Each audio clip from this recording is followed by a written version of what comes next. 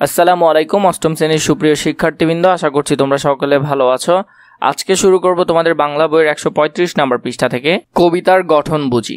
ছাড়পত্র কবিতায় অন্তমিল আছে কিনা, তাল দিয়ে পড়া যায় কিনা, শব্দরূপের পরিবর্তন ঘটছে কিনা, কোনো স্তবক আছে কিনা, পড়ার গতি বা লয় কেমন এবং উপমার প্রয়োগ হচ্ছে কিনা, এইসব নিয়ে সহপাঠীদের সাথে আলোচনা করো।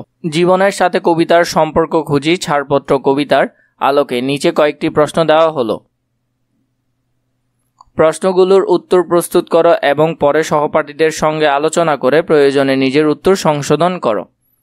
প্রথম যে প্রশ্নটি, ছাড়পত্র কবিতায় কবি এই পৃথিবীকে নবজাতকের জন্য বাসযোগ্য মনে করেননি কেন? ছাড়পত্র কবিতাতে কবি এই পৃথিবীকে নবজাতকের জন্য বাসযোগ্য মনে করেননি কারণ তার দৃষ্টিতে পৃথিবীর অবস্থা খারাপ এবং মানুষের মাঝে ভেদাভেদ এবং অপরাধ আছে। তার মনে হয় মানুষ নতুন পৃথিবীতে সুখের জন্য বসবাস না করেই নতুন পরিবেশে সুখের খোঁজে প্রতিষ্ঠিত হতে পারেন। এতে করে কবি এই পৃথিবীকে নবজাতকের জন্য বাসযোগ্য মনে করেননি।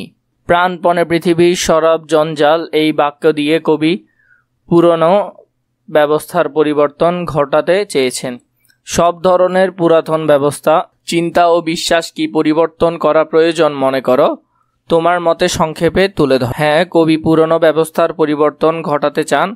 পুরাতন ব্যবস্থা, চিন্তা ও বিশ্বাস পরিবর্তনের দরকার মনে করছি আমি। এটি পরিবর্তনের সাথে পেশাদার জীবনের সমস্যাগুলির সামনে সামর্থ্য তৈরি করে। এটি নতুন সময়ের চ্যালেঞ্জ, সুযোগের সাথে মেলানের প্রস্তুতি করে। পুরানো সব ব্যবস্থার কারণে নানান ধরনের বৈষম্য সৃষ্টি হয়, তাই এসব পুরাতন চিন্তা ব্যবস্থা, বিশ্বাসের পরিবর্তনের প্রয়োজন। 3 দেখো কি বলা হয়েছে।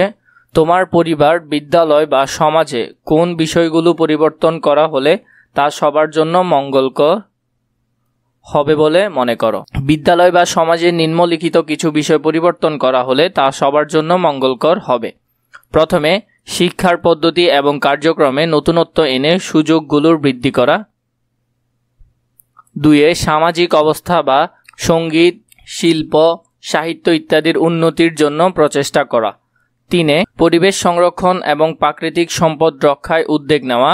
4, সামাজিক ন্যায় ও সমতা উন্নতি করার জন্য প্রচেষ্টা করা। এই বিষয়গুলো পরিবর্তনের মাধ্যমে